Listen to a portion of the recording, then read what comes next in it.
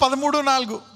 వివాహము అన్ని విషయములలో ఘనమైనదిగాను పానుపు నిష్కల్మషమైనదిగాను ఉండవలెను. వేశ్యాసంగులకును వ్యభిచారులకును దేవుడు తీర్పు తీర్చును. What is honourable in everything? Marriage. 1 పేతురు 3:7. అటువలనే పురుషులారా, జీవమను కృపావరములో మీ భార్యలు మీతో పాలివారై ఉన్నారని ఎరిగి ఎక్కువ బలహీనమైన ఘటమని భార్యలను సన్మానించి మీ ప్రార్థనలకు అభ్యంతరం కలుగుకుండునట్లు జ్ఞానము చొప్పున వారితో కాపురము చేయడి. సన్మానించి గణపరచాలంట భార్యని. ఎందుకు ఇసుకిస్తుంది, కొన్ని అడుగుతుంది, ప్రతిదీ చెప్తుంది. టార్చర్ చేస్తే రివర్స్ టార్చర్ చేయకూడదు. ఏం చేయాలంట? దానికి ఏం కావాలి? నీకు విశ్వాసము. నీతిమంతుడు ఎలా జీవిస్తాడు? వివాహం ఎలా గణపరచబడుతుంది? విశ్వాసము. మామూలు విశ్వాసం. ఏ విశ్వాసం ఉండాలా? గొప్ప విశ్వాసం. Sometimes you need to love. సంఘం కొరకు ఏం చేశాడు ఆయన? He died for the bride. లేవికాండం 19:32. తల నెరిసిన వాని ఎదుట లేచి ముసలివాని ముఖమును ఘనపరచి నీ దేవునికి భయపడవలెను, నేను యెహోవాను. మనం హేళన చేస్తాం అమ్మమ్మల్ని, నాయనమ్మల్ని. అరే ముసలోడు వచ్చాడు రా, ముసలిది వచ్చింది, ముసలిదే. జుట్టు పీకుతాం, అయి లాగుతాం, ఈ లాగుతాం, పక్కన కూర్చోబెడతాం, జోకులు వేస్తాం. Bless them, do something. నీ నెరసిన ఎదుట లేచి ముసలివాని ముఖమును ఏం చేయాలంట? ఘనపరిచి నీ దేవునికి భయపడాలి. సంబడి ఈజ్ ఓల్డ్ అంటే వాళ్ళు ముసలోళ్ళు అయిపోయేసరికి నడవలేరు, కూర్చోలేరు, అన్ని కొన్ని ఫన్నీగా చేస్తూ ఉంటారు. అస్తమానం సిక్ అవుతారు, అస్తమానం చిరాకు.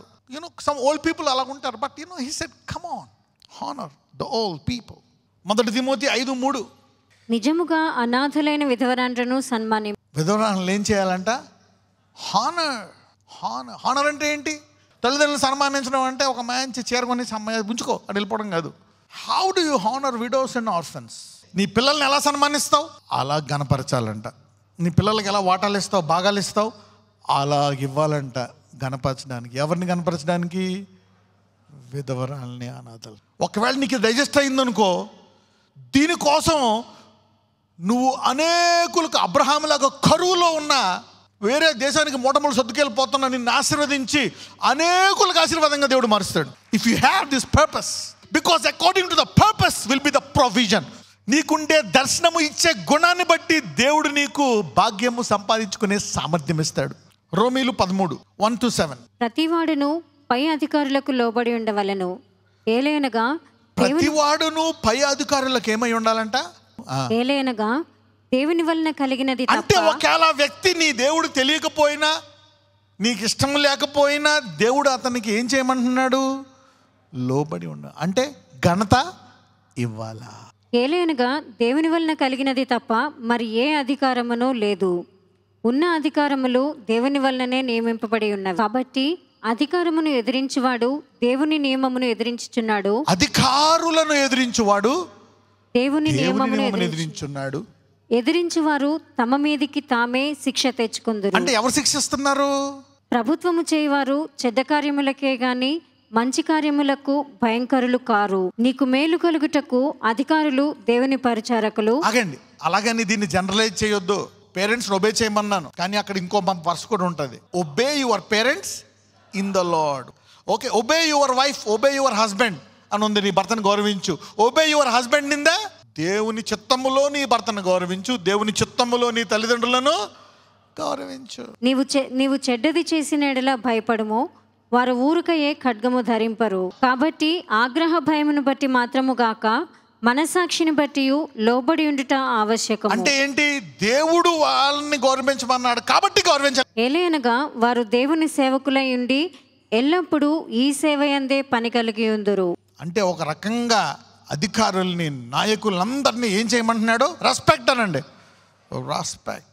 ఆదాము నుంచి ఉండే కొన్ని కాడులు అవతల దైవజనుల్లో, ప్రవక్తలు కానీ కాడులు మీ జీవితంలో కూడా ఇరిగిపోతాయి దీనివల్ల. ఎందుకు? వారి చేతకాని వాళ్ళని కాదు, వారి దాంట్లో పొరపాట్లను కాదు. ఇప్పుడు మన నిబంధన రక్తముతో చేసిన కొత్త నిబంధన. తల్లి గర్భమందు పుట్టిన వారిలో యోహాను గొప్పవాడైనా దేవుని రాజ్యములు అంటే సిలువ తర్వాత బలహీనుడు కూడా యోహాను కంటే గొప్పవాడంట. అంటే ఏంటి? వాళ్ళ ప్రవక్తలు మనం ఏహంగా కుమారులు ప్రవక్తల కంటే ఎక్కువ. అంటే ఎలాగా? దేవుని కుటుంబము అంటే ఏంటి? గాడ్ ఫ్యామిలీ, దైవములు. అందరినీ ఏం చేయాలంట? సహోదరులను ఏం చేయాలంట? అంటే మొదటగా విశ్వాసములో ఉండి వాళ్ళని, క్రీస్తులో ఉండి వాళ్ళని ఏమంటున్నారు ఇక్కడ? సహోదరులు. తర్వాత ఏం చేయాలంట? దేవునికి భయపడుడి. Now it requires a sacrifice. మనందరినీ సన్మానించడానికి యేసు ప్రభువుని వాళ్ళు అవమానించారు ఇశ్రాయేలీయులు. కానీ ఆయన త్యాగం చేశాడు. ఎందుకని త్యాగం చేశాడు? తండ్రిని చూసి. ఆయనకి బలం ఎవరు ఇచ్చారు? ఆయనకు బలం ఒక టైంలో బలం ఉందా? ఆయనకి లేదు, కోల్బడిపోయాడు. ఎలా ప్రార్థించాడంటే ఆయన రక్తం ఎలా మారిందంట. పోనీ ఫస్ట్ టైం వచ్చేసింది ఆ బలము. ఎన్నిసార్లు ప్రార్థించాడు? It was not easy. అంటే ఈ లెక్కనే ఈ భూమి మీదకి వచ్చినప్పుడు ఆయన దేవునిలాగా వచ్చాడా, మానవుడిలాగా వచ్చాడా? 100% మానవుడు వచ్చాడు. How powerful he is. మానవుడిగా ఉండి పాపం చేయలేదు, మానవుగా ఉండి దైవ లక్షణాలు. అందుకే యేసు ప్రభు ఎవరో తెలుసా? దేవుడు. Is God. మనుషు కుమారుడు, అవును. బలహీనమైన శరీరాకారము, అవును. కానీ పరిశుద్ధాత్మ ద్వారా ఆ శరీర క్రియలు ఏమీ చేయలేదు కనుక he was a God man on this earth, still a son of man. Don't see them. నువ్వు ఆ మనుషుల్ని చూస్తే వాళ్ళని గణపరచలేవు. నన్ను చూడు. యేసు అంట తండ్రిని చూస్తూ దీన్ని సహించాడంట. హెబ్రీయులు 12:2 మనము కూడా ప్రతి భారమును సులువుగా చిక్కులబెట్టు పాపమును విడిచిపెట్టి విశ్వాసమునకు కర్తయు దానిని కొనసాగించువాడునైనా యేసు వైపు చూచు. ఇది ఎలా సాధ్యము? యేసు వైపు చూచు. మన ఎదుట ఉంచబడిన పందెములో ఓపికతో పరిగెత్తుదాం. ఆయన తన ఎదుట ఉంచబడిన ఆనందము కొరకై తన ఎదుట ఉంచబడిన ఆనందాన్ని జ్ఞాపకం చేశాడంట. అది జ్ఞాపకం రావడానికి ఈ దూత, అది జ్ఞాపకం వచ్చే వరకు ఈ దూత అక్కడ ఉందంట. అది జ్ఞాపకం వస్తే బలం వచ్చిందంట. వెంటనే ఆయన వెళ్ళిపోయాడు. అంటే ఈ బాధను ఆ జ్ఞాపకంతో సహించాడంట. ఉదాహరణకి, అమ్మో పురుటి నొప్పులు చాలా ఘోరం, నేను పిల్లలు కనను అని ఏ స్త్రీ అనుకుంది ఈ భూమి మీద? ఎప్పుడైతే భవిష్యత్ ఆనందం నుంచి వస్తావో ప్రస్తుత కష్టం. Every women will go through that. Come on, carry on. ఆయన తన ఎదుట ఉంచబడిన ఆనందము కొరకై అవమానమును నిర్లక్ష్యపెట్టి సిలువను సహించి దేవుని సింహాసనం యొక్క కుడిపార్శ్వమున ఆసీనుడై ఉన్నాడు. ఏమెక్కేశాడంట? ఎవరి సింహాసనం అంట? అన్ని నామముల కంటే. అంటే ఒక్కొక్కసారి నువ్వు ఘనత, ఆ గొప్ప అధికారము, శక్తి రావడం కోసం you have to show a sacrificial seed of shame. అవమానం భరించాల్సిందే, నిర్లక్ష్య పెట్టాల్సిందే, సిలువని సహించాల్సిందే. అందుకే అంటాడు సిలువను మోసుకోనంటే వాళ్ళని క్షమించాలా, వాళ్ళని గణపరచాలా. లేదు, నువ్వు చెడ్డగా ఉన్నా సరే నీ తేడాన్ని సహిస్తా అనేది సిలువను మోసుకోవడం. అయినా నేను గణపరుస్తా. అప్పుడు అతని కంటే ఎంతో హెచ్చుగా ఈ భూమి మీద జీవిస్తావు నువ్వు. Every time you so a seed of honour by sacrifice, your rank in heaven will multiply. ఈ భూమి మీద కూడా is not just about, he is. దయ్యాన్ని నెలకొట్టడానికి అందరూ కష్టపడుతున్నారు. ఆ దయ్యానికి చేతులు కాళ్ళు చైన్లతో కట్టేస్తే అక్కడ ఒక మాట ఉంటుంది, తుత్తునియలుగా అంటే చైన్లను అంటే మొక్కలుగా చేసేస్తున్నాడు అంటాడు. ఆ చైన్ శత్రువు కంటే ఎంతో హెచ్చైన స్థానంలో ఉన్నాడంట. ఎఫెసీ 1:21.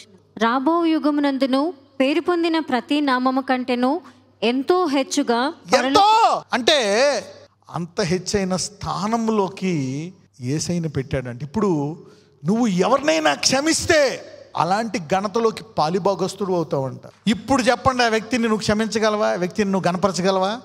You should know the harvest before you sow a seed, the seed of honour. ఫిలిప్పీలు 2:3. కక్ష చేతనైనను వృధాతిశయము చేతనైనను ఏమీయో చేయక వినయమైన మనసు గలవారై ఒకరినొకడు తనకంటే యోగ్యుడని. చూడు, నేనే గ్రేట్ అలాగా డంబంతో చేయకూడదంట. వినయమైన మనసు గలవారై ఒకరికొకడు తనకంటే ఏమని ఎంచుకోవాలంట? యోగ్యుడని ఎంచుచు. చదవమ్మా. మీలో ప్రతివాడును తన సొంత కార్యములను మాత్రమే కాక ఇతరుల కార్యములను కూడా చూడవాలి. అంటే ఒకవేళ ఏదైనా గొప్ప చేయొచ్చు, కానీ ఏ హృదయంతో చేయాలంట? తగ్గింపు హృదయంతో చేయాలంట. You don't need to pray honour.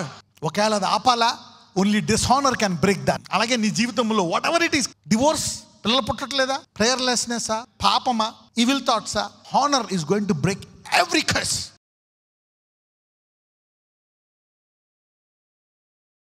Lord Jesus, ఇప్పుడు దాకా మేము చేసిన దాని విషయమై పశ్చాత్తాపడుతున్నాం. నన్ను తిట్టిన వాళ్ళు, నా శత్రువులను కూడా, అయ్యా let me honour them, let me release them today. A seed of honour.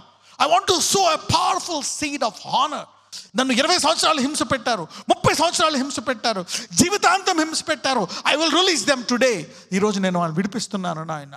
ఈరోజు నేను ఇంత నా 3.5 సంవత్సరాలు నన్ను చాలా ఇబ్బంది పెట్టారు, అయినా నేను వారి కొరకు రక్తం కారుస్తానని సిలువ మరణం ముందుకు వెళ్ళిపోయాడు. నేను కూడా అయ్యా నా మిగిలిన జీవితము నేను వాళ్ళని గణపరిచి విడిపించి నేను జీవిస్తాను. నజరేయుడైన యేసు నామమున ప్రార్థిస్తున్నాము తండ్రి, ఆమేన్.